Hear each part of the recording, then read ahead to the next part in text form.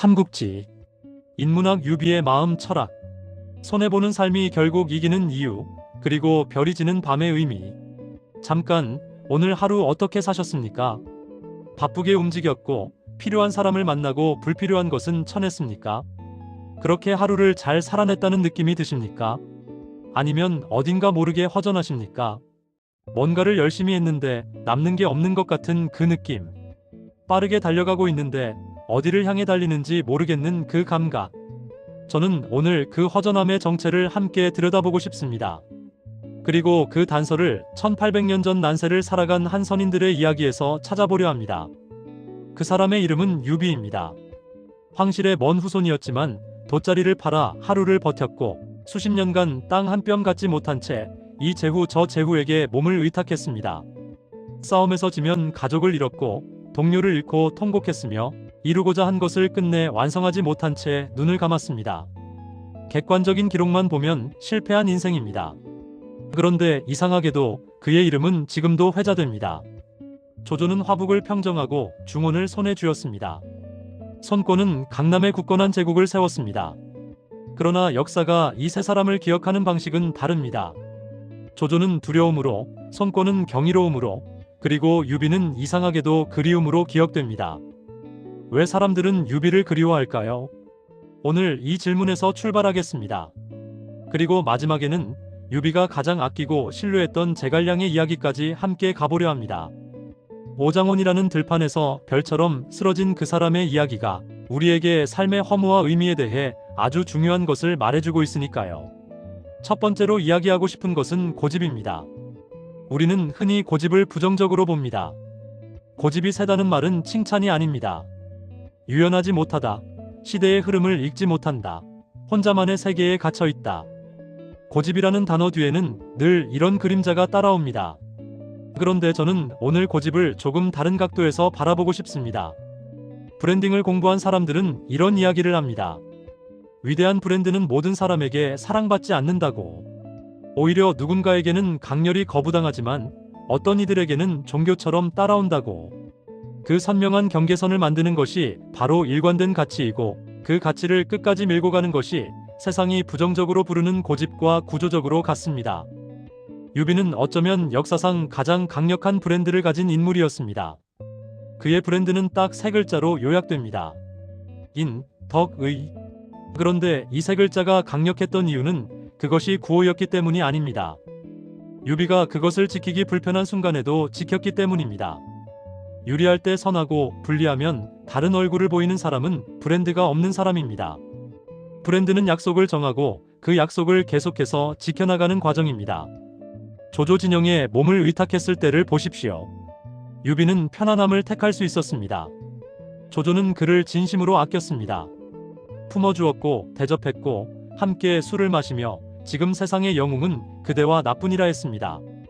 그 자리에 머물렀다면 안락했을 겁니다. 하지만 유비는 떠납니다. 그것도 서둘러. 그 선택은 전략적으로 어리석었습니다. 안전을 포기하고 강한 적을 만들고 다시 유랑의 처지로 돌아간 것이니까요. 하지만 이 어리석음이 유비라는 사람의 정체성을 선명하게 각인시켰습니다. 저 사람은 편할 때도 불편할 때도 같은 사람이다. 즉, 일관성 있는 사람입니다. 지금 여러분에게 묻고 싶습니다. 당신이 내세우는 가치를 아무도 보지 않을 때도 지키고 있습니까? 손해가 되는 상황에서도 그 원칙을 밀어붙이고 있습니까? 그것이 당신이라는 사람의 브랜드를 만듭니다. 명함도, 직함도, SNS 팔로워 수도 아닙니다. 압박받는 순간 어떻게 행동하는지 그것이 당신 자신입니까? 두 번째 이야기는 사람입니다. 유비를 따른 사람들을 보면 공통점이 있습니다. 유비에게서 더 나은 대우를 받아서 따른 것이 아닙니다. 관우는 조조에게 더 좋은 대우를 받았습니다. 조자룡 역시 다른 진영에서 스카우트 제안을 받은 인물이었습니다. 하지만 이들은 모두 유비를 택했습니다. 왜일까요? 저는 이것이 공명 때문이라고 생각합니다. 유비가 내건 가치, 한실부흥, 백성을 위한 정치, 의리와 진심. 그것이 이들 각각의 내면 어딘가와 울림을 만들었습니다. 그 울림은 이익 계산으로는 설명되지 않습니다. 사람은 자신이 옳다고 믿는 것을 위해 싸울 때 가장 강해집니다. 유비는 사람들에게 그 옳다고 믿을 수 있는 이유를 주었습니다. 관우가 조조에게 잠시 몸을 의탁하게 됐을 때 조조는 할 수 있는 모든 것으로 그를 붙들었습니다. 좋은 말을 주고 비단 옷을 주고 존중을 아끼지 않았습니다. 관우는 그 은혜를 갚았지만 결국 유비에게로 돌아갔습니다. 관우가 원한 것은 대우가 아니라 신뢰였습니다. 유비 곁에 있다는 것은 자신이 어떤 처지에 있어도 의심받지 않는다는 것이었습니다. 그 안도감은 어떤 물질로도 살 수 없는 것이었습니다. 당신 주변에 오래 머무르는 사람들을 생각해 보세요. 그들이 당신 곁에 있는 이유는 무엇입니까? 당신이 주는 것이 가장 많아서입니까?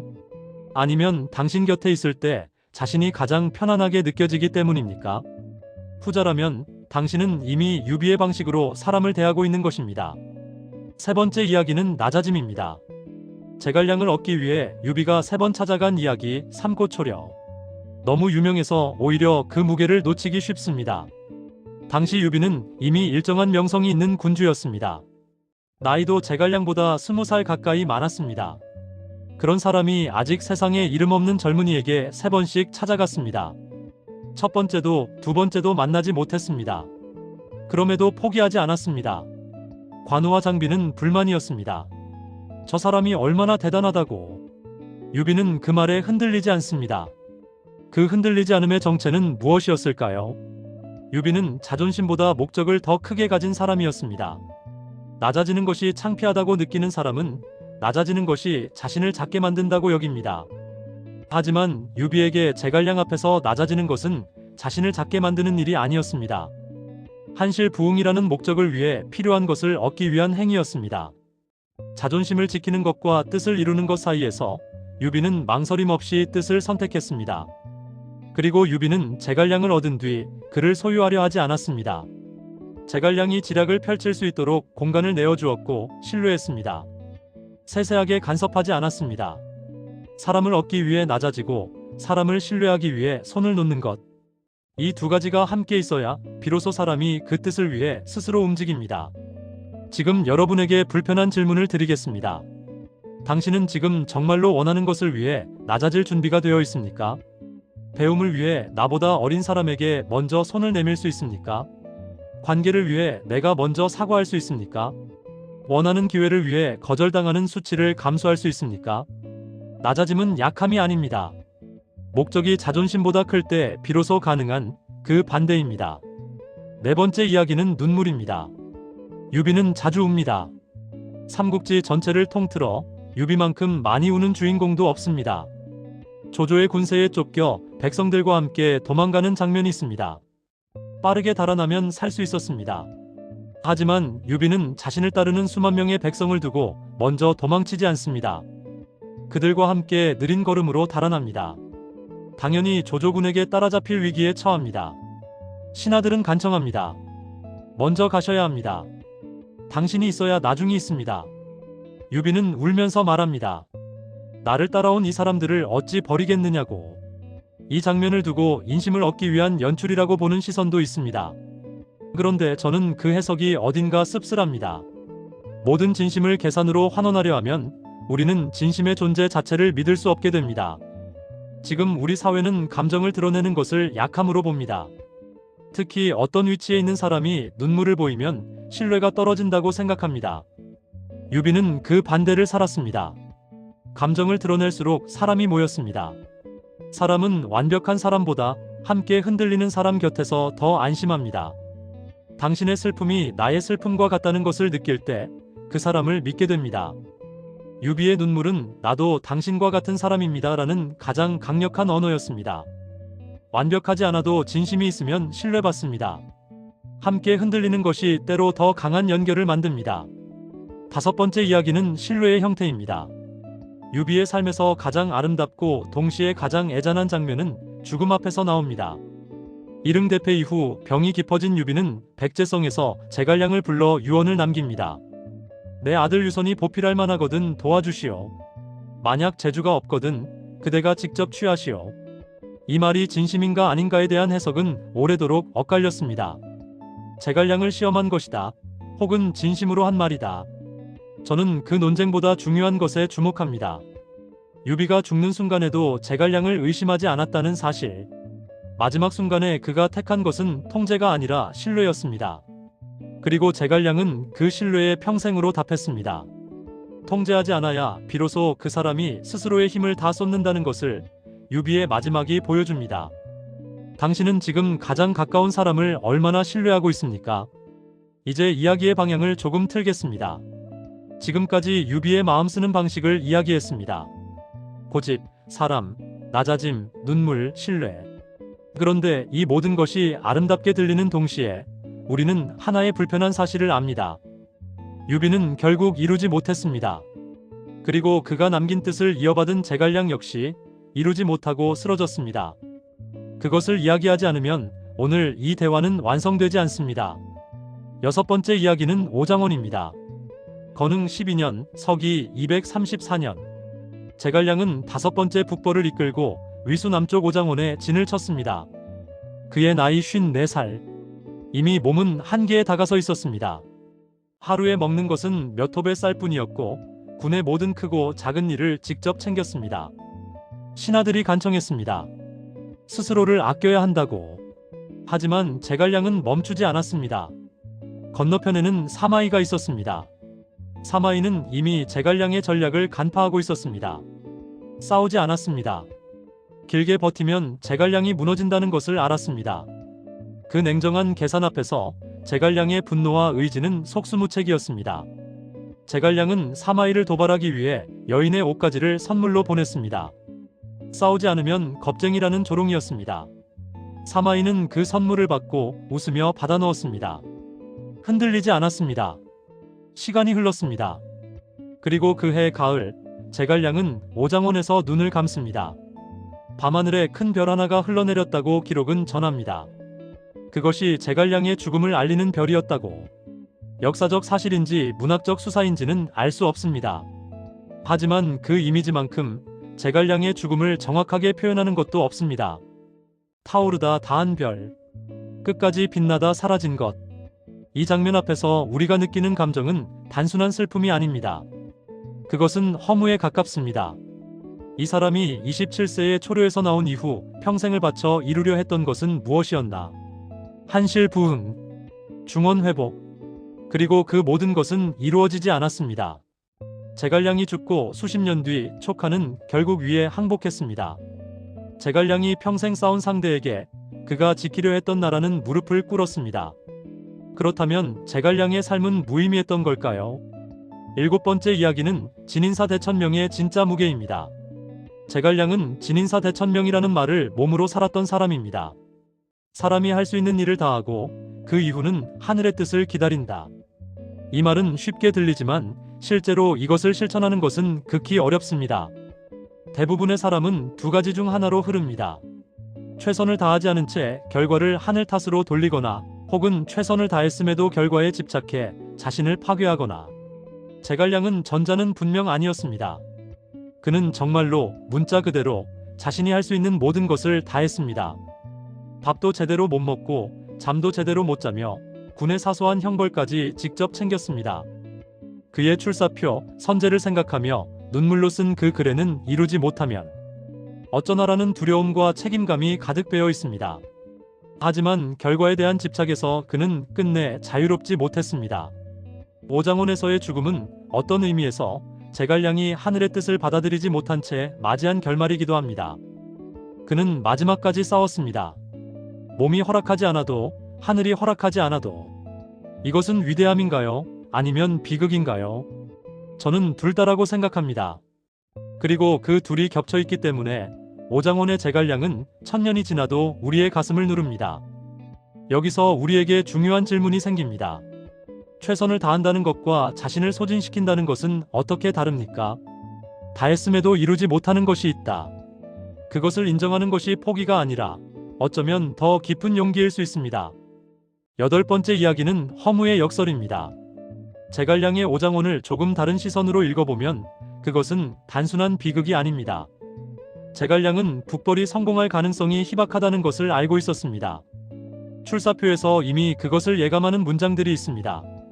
그는 이루어질 가능성이 낮다는 것을 알면서도 그래서 더더욱 멈추지 않았습니다. 왜일까요? 결과 때문이 아니었습니다. 그가 멈출 수 없었던 것은 유비와의 약속 때문이었고, 그 약속이 이미 제갈량 자신의 정체성이 되어버렸기 때문이었습니다. 사람은 자신이 믿는 것과 일치하게 살 때 가장 온전합니다. 제갈량에게 북벌을 포기하는 것은 촉한을 포기하는 것이 아니었습니다. 그것은 자기 자신을 포기하는 것이었습니다. 그러니까 오장원은 제갈량이 패배한 곳이 아닙니다. 오장원은 제갈량이 마지막까지 자기 자신이었던 곳입니다. 그것이 허무하게 보이는 이유는 세상이 그 진심에 응답하지 않았기 때문입니다. 하지만 그 진심 자체는 흔들리지 않았습니다. 이것이 허무의 역설입니다. 이루지 못했기 때문에 더 강렬하게 기억됩니다. 완성되지 않았기 때문에 더 아름답습니다. 사람들은 성공한 이야기보다 끝까지 포기하지 않은 이야기에서 더 깊이 울립니다. 우리 모두는 무언가를 이루지 못한 채 살아가고 있기 때문입니다. 그럼에도 멈추지 않아야 한다는 것을 제갈량의 삶이 조용히 말해주기 때문입니다. 마지막 이야기입니다. 유비는 한시를 부응하지 못했습니다. 제갈량은 중원을 회복하지 못했습니다. 촉하는 결국 역사 속으로 사라졌습니다. 그런데 지금 이 자리에서 우리는 그 이름들을 이야기하고 있습니다. 유비의 진짜 유산은 땅도 제국도 아니었습니다.